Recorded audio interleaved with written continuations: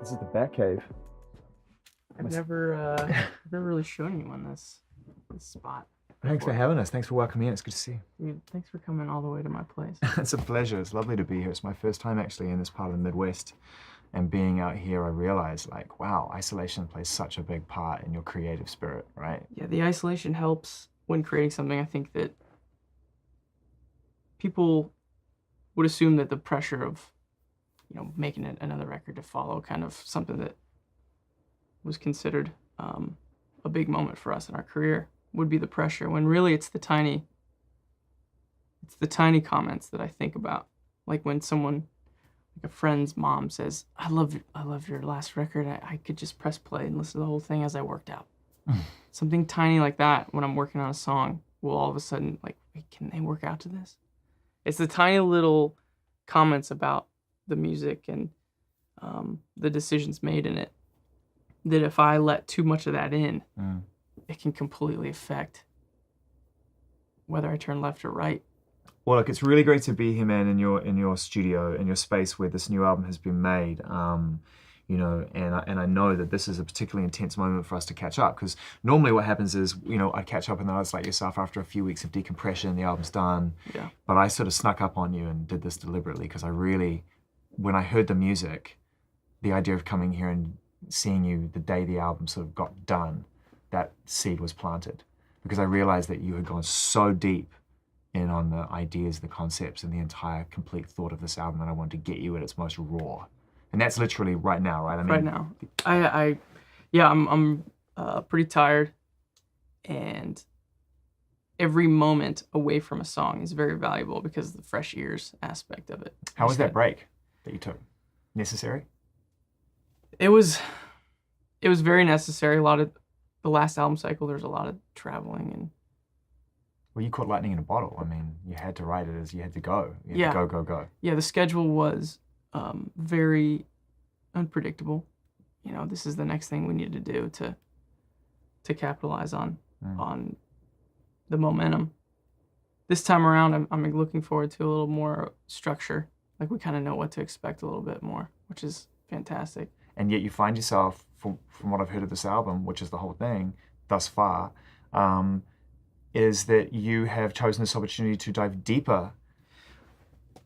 I love stories. I love being able to dive into a story and write from that perspective. A lot of my writing is obviously very personal and something I'm working through, but there's some of it that I, like to understand the people around me and try to dissect and analyze it. And I wanted to create a world that I could to go into and write from, and in that world I was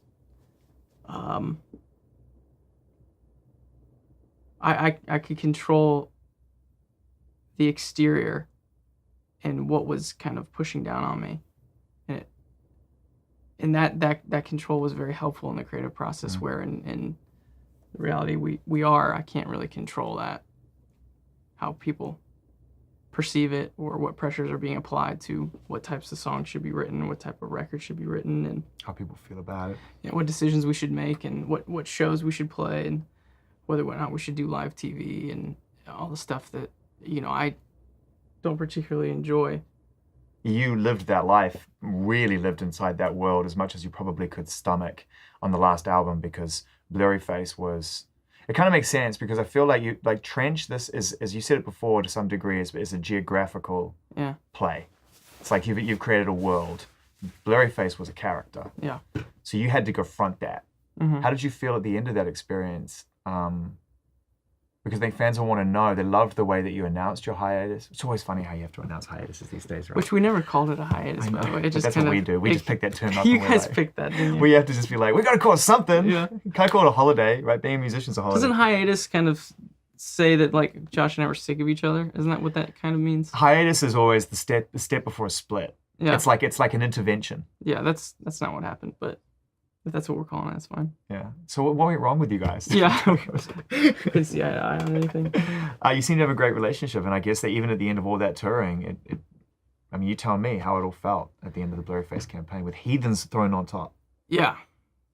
After I wrote Blurryface, we released it, we started touring it a bunch. There was something sometimes it's hard to start creating. It's kind of like a muscle you have to work out. Well, when the Heathens things came up, I kind of took that as an exercise. Like, let me just get something going. Give me a reason to write right now, because I have a lot to say, but I just can't. Everything I turn to, every progression, every sample just feels uninspired to me right now. And this idea came up. Well, there's this movie coming out, and I didn't know much about the movie, and they want to know if you would write a song for it. Like, well, I don't know. That's not really.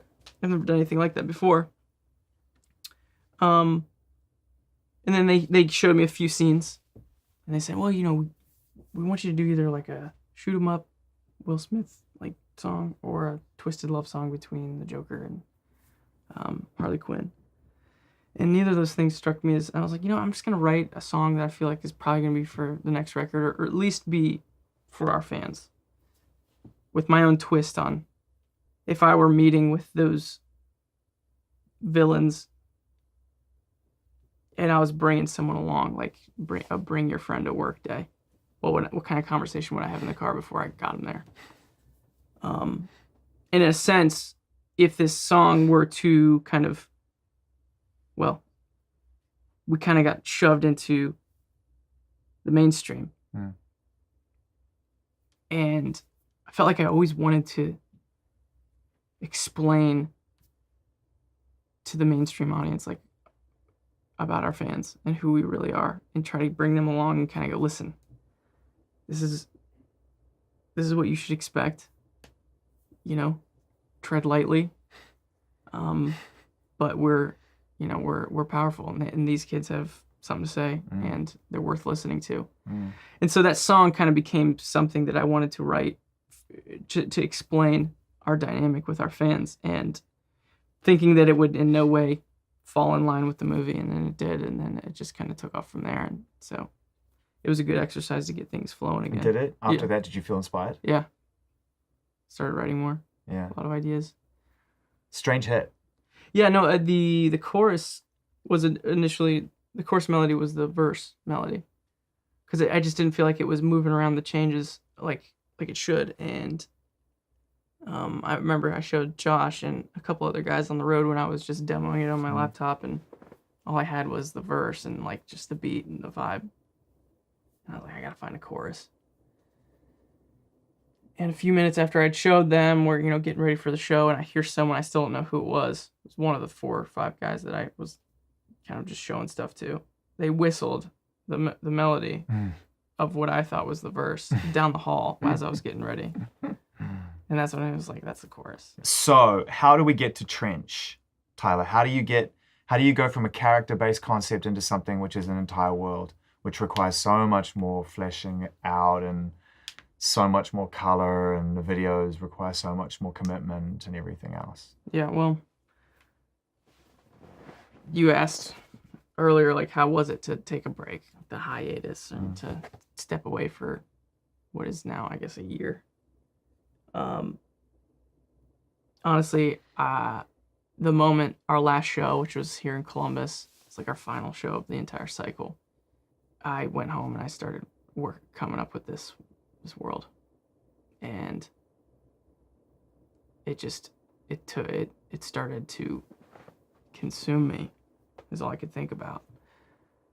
I know every aspect of this world. Like, I know what the weather's like in this world, and I wanted to go there and write from that place. And this studio then kind of became, in a sense, my version of it. And I really wanted to dive deeper into the narrative of who Blurryface is, not just to me, but who he's become. It's always probably very true, but it seems a little cliche to say, we wouldn't be here without our fans, and this is about our fans, and it wouldn't be without them. But I don't think they know how much they've written the narrative, and how much of a back and forth we've been having without them really even being fully aware. this record is, I mean, they really did help write it. This thing wouldn't be breathing without them, and they helped create this world as well. How do you absorb that influence? Because you can see it when you're on a stage, and you can hear it when you have a chance to meet them and talk to them about it. And How do I hear them? yeah, like, are they taking? Yeah, it is the internet, man. Yeah. Yeah, I'm around. They're fleshing it out. They're taking Yeah. Blurryface and they're I'm writing around. things about it, and they're adding to it and moving things around. And Yeah. I mean, that's just incredible. That's like creative collaboration in real time. Yeah, I mean, the character of Blurryface was this person to me that I was trying to confront, but then as the record cycle went on and as I saw him kind of come to life through other people's perspective and our fans, the way that they viewed him, it drove me to like agree with them on how he's perceived. And How's he changed? How's it changed? if you go back to what Blurryface really was representing at the time, is that kind of that mirror, that I call it a seat at the table that you can stare across and really understand. I mean, everyone knows what they don't like about themselves, but how do you compensate for that? What are you doing because you don't like that? Trying to understand that and maybe fix that. Then I realized that it's all about jurisdiction, where there's certain places that I'll be, whether it's mentally or physically, where he has jurisdiction. And if I can try to leave those places, if I can try to stay away from those places, then he starts to lose a little more of a grip and control of me. And that's what Trench was and what it is. And help me kind of like compartmentalize in my mind where I need to try to leave and get to somewhere that's safer and a little more unpredictable, a little more wild, much more creative, a little scarier, a little bit of an abyss, but you don't have to play by his rules. That's helped. I wonder when you realized that you were different, you thought about things different and things settled with you differently, and at what point in your life you realized that you were going to have to develop some tools in order to function and live with just the person that you are. I never would have turned to music if I didn't feel like I needed to work on something or change or cope with something. I think that I was perfectly fine before music, and then something happened where it just felt like a buildup of some sort, and I didn't know how to release that. I didn't know how to decompress that and to have an outlet for it. And I was forced to learn how to play the piano, at least the way I look at it. I grew up sharing a bedroom with my brother, and he would tell you, like, I mean, we both love music, but there was something that happened where I realized, okay, I can say anything I want now. And, when I first showed my parents a song or two, I was really concerned that they were going to be really concerned. And how'd your parents take it? Well, that's what was so surprising about it, was when I was, concerned about, like, it felt like when I was writing a song and I would show someone, it was like, okay, now let's start the conversation. But what would usually have been the beginning of a long conversation / check up on you / lecture was just, wow, that's great. And that was it. Like, that was the end of the conversation. And that's why I was like, I can do this more. The relief. I don't have to like keep on talking about it afterwards. What role did your faith play in that when you were growing up and trying to kind of be the person that you grew up being, and also growing into being a young adult and wanting to be an artist and wanting that freedom, that flexibility to touch on subjects because you got to get out of your system, right? Like, I could see that could create a conflict if it wasn't managed right. I have this theory about leapfrogging in generations. And I think kind of apply to faith, can apply to wealth. There's this constant kind of overcompensation and then compensating that. My parents grew up in an environment where there really wasn't any talk of faith or any sort of religion.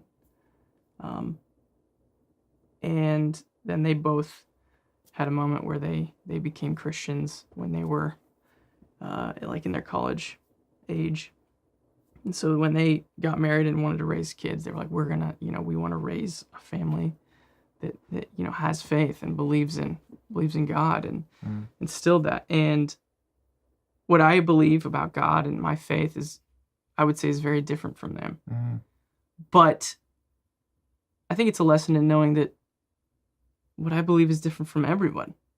Even my mom and my dad, people who formed me, they should in theory have the closest version of it, but it's so different even that.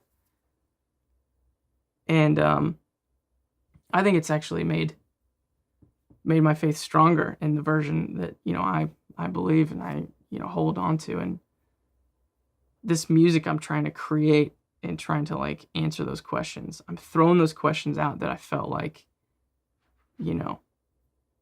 weren't supposed to be asked. But when I ask it in a song, my parents just say, that's great. And that was such a big moment for me. And so, yeah, my faith is constantly playing a part in the music that I write. As I said at the very beginning of our conversation, you're so tucked away in here. I can see why you would just continue to work and create, because it's a very protected place. And I mean, it feels literally like you're 5 stories underground. Yeah, bomb shelter. Yeah, it does. And I wonder what it's like when you pop your head up above ground for you. What life's like. Let's talk about the popping the head out of the ground, because that's actually a phrase Josh and I have used to kind of describe like the part of our career that we just don't remember. Yeah. Wait, how did you guys like all of a sudden do our version of making it or getting people's attention? We see all these bands around us. I'm talking about local scene back, 8-9 years ago. We see all these other bands around us. We're trying to, should we do what they're doing? Should we kind of try to follow their lead? And we decided, you know what, let's just go underground.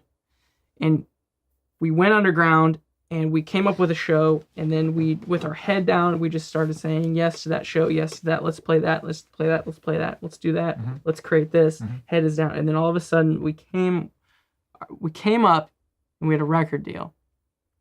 And we were doing a headline tour. I was like, man, how did that happen?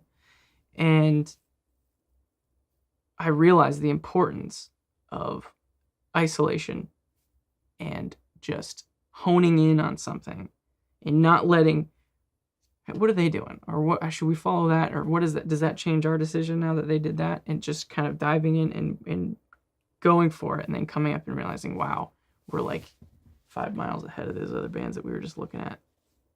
What role does Josh play in all this for you, outside of being an amazing drummer and being a part of one half of the band, everything else? But on a human level, you guys you've a lot of similarities, but also you seem like kind of different people, which is good. I think, I mean, in the live show especially, there's been some shows where,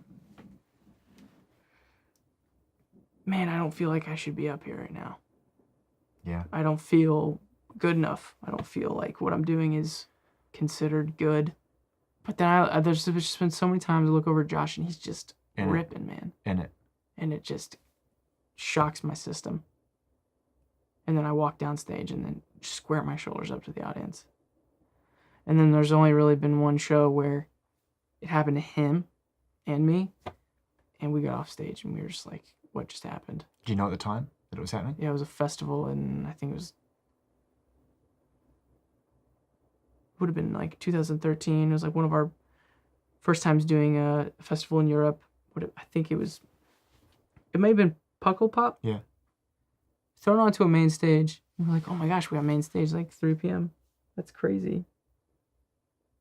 And you just realize, oh, okay, this is a scheduling thing. Like, I mean, and rightfully so. It's our first time in that country. Like, there's no reason why we should have had an audience. But when you get ready to play a show, you kind of like, oh, I wonder who's going to be there. I always assume no one's going to be there just to get myself ready, but I wasn't ready for the empty field. Like, that field was so much bigger with people. People will think, like, look how many people there when when it's full. It's like, this field is ginormous. Like, now wait until everyone's gone, and then you realize how big that field is. It must be interesting finishing the record and watching people get it right or get it wrong in real time. Are you even reading what people are saying? They are also building the world. Like I said, we're very, not to come off as like being on that stalker level, but I do watch them. And I see how, and I don't watch everyone though.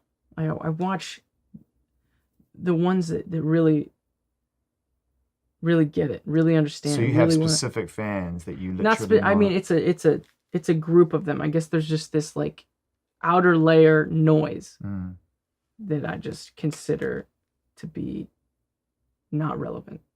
But what is that fan that really understands and has tracked with me up until this point? How is this hitting them? And the story builds from there, man. We'll see if this works, by the way. You're pitting this idea of a concept and the story is very thought out, and there's a bunch of time spent in between release, and I don't even know if this is gonna work in the day of streaming and getting a single out every chance you can. When you guys first came out, people didn't understand the depth of the subject matter and what you were really trying to say. They were focusing on the melodies and the music and the beats and the production and the live shows and all the things that make a surface impression. And over the course of all your albums now, we've found you going deeper and deeper and saying, look, you know, there are fundamental things I'm trying to fix here, or I'm trying to understand, you know. And now, more than ever, we're all trying to understand those things. And we're all having louder conversations about anxiety, depression, lack of self-worth. And we're speaking as one a lot more clearly about that, because I think that's pretty accepted. That's a good way of trying to demystify it. Do you know what I mean? We're getting that right. We're getting that right? This is moving in the right direction, for sure. It's something that you experience. I'm taking a punt on that, listening to your music. Yeah. The fact that we're now in a world where we're talking about it is something that I've been looking for a while. And I'm really glad that we're here. I'm proud of our culture in that way, for sure.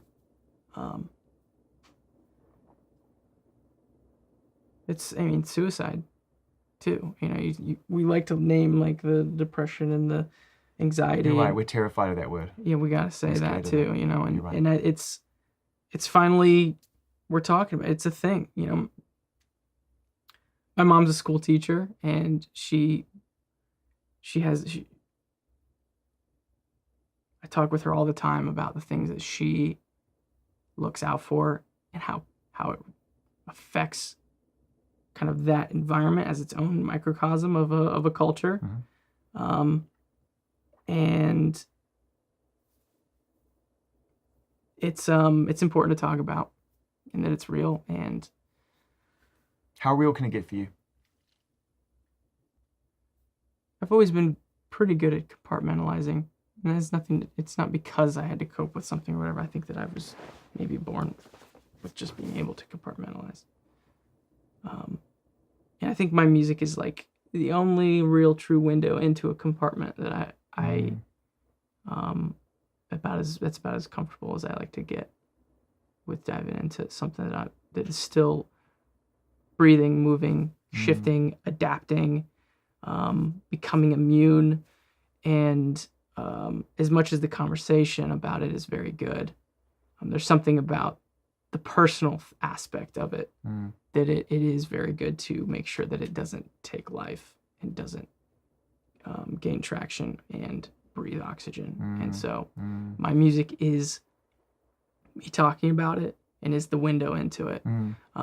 But I don't think it's healthy for me to give you the keys to that house. The reason I reached for my phone was because I'm looking at the track listing, and I wanted to talk about We've talked about the first song. I want to talk about the last song. I want to talk about Leave the City. I want to talk about the restrained weight that's in that song and how you never quite reaches the crescendo, and it always promises but doesn't quite get there. And then at the end, it's like, I mean, you tell me what the last word on the album is. The last words. There's a isolated sentence. They know what I mean. Yeah. Um, They know what I mean. that song, not only is it inside of the narrative, but in that narrative, I know that I needed to leave somewhere and start this journey, and this point in between two places that a lot of us can find ourselves in, whatever version of that fits into your life. We're always trying to dance in between those two places. How do we get there? And it's scary, and you don't know what to expect, and it's kind of hard to see. And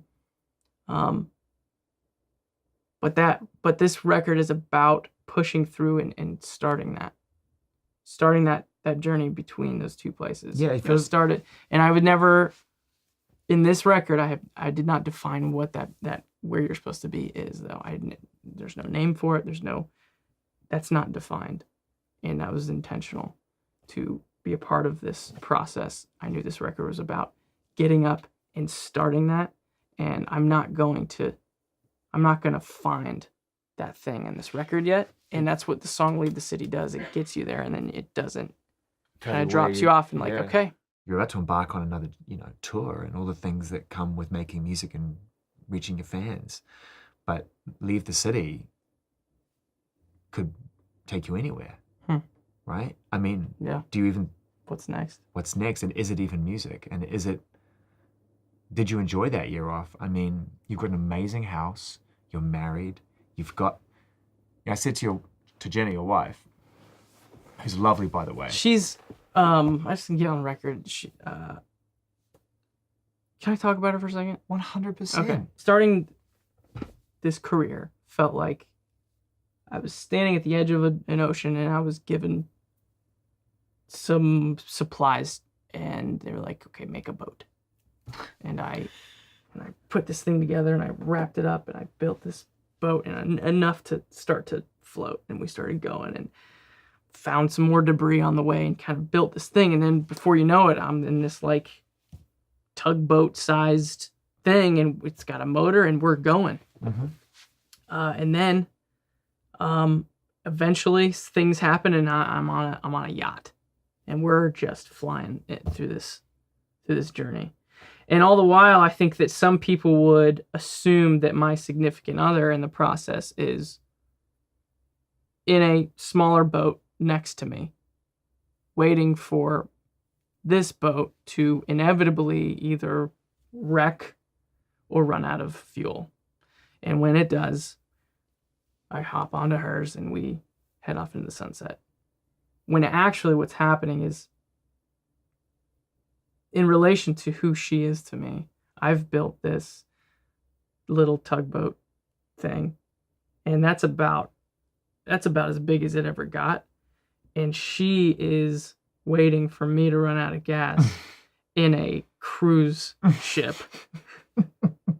And when that goes down, I've got this to pick me up. It's just a really weird way of saying that she's the best thing I've accomplished. And I can't wait to just lean on her. Oof. There you go.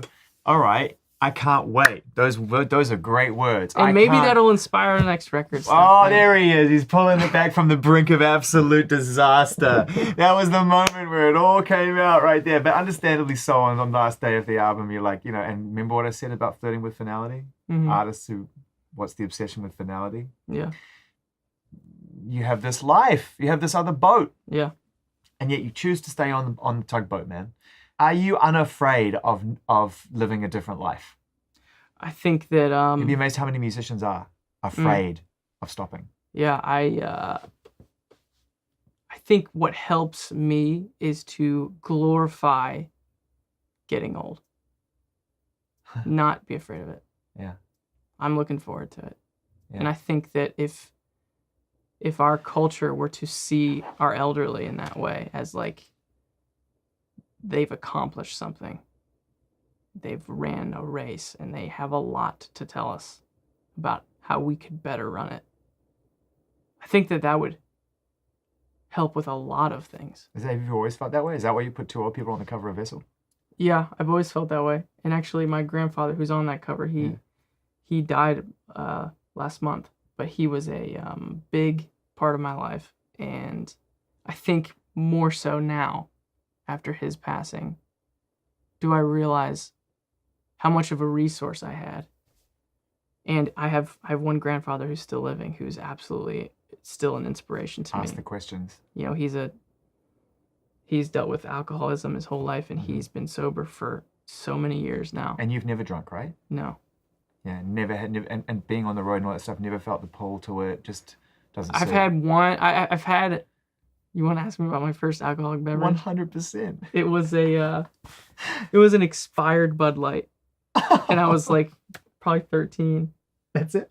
And it was terrible. Oh, dude. And in a way, I think it's a blessing. It's a blessing. Yeah. Like, I just I'm love fine with that. I had to chase it with Gatorade. It was awful. I'm excited, man. Nope. Told you it's a slanted table. Why do you think I have all these gigantic mouse pads over here? Dude, this is the most pristine and clean, amazing, like... I gotta be honest with you.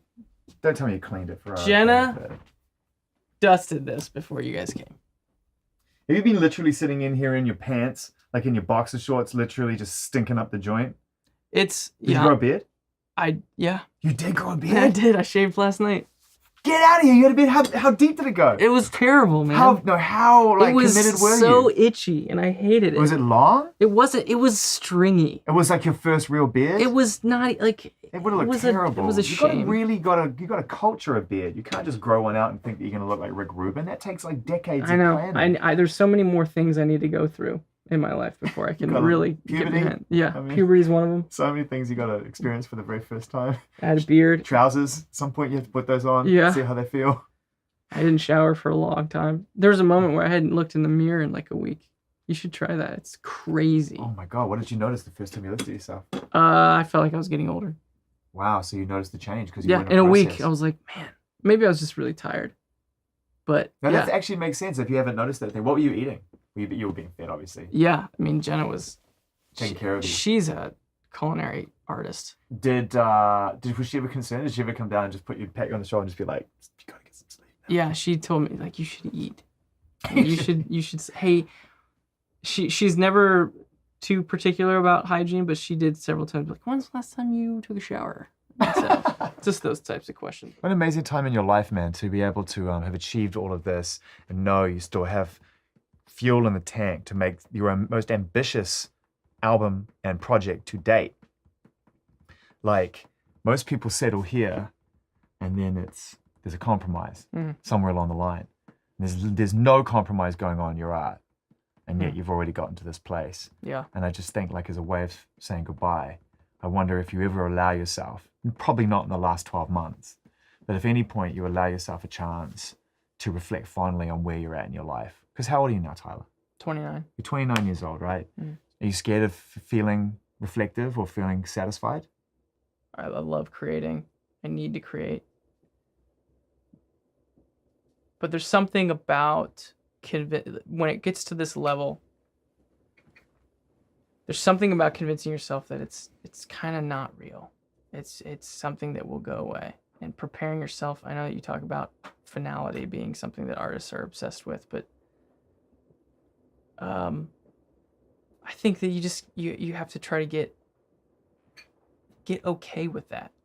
And the quicker you do, the more you'll enjoy this moment. And yeah, I'm not. Do you know what ends that? Do you know what cures that? What? The end of narcissism. And do you know what kills narcissism? Kids. I can't wait to have kids, man. Yeah, man. It's one more cycle. It's been great hanging, man. Hey. Thanks for letting us in. Thanks for coming.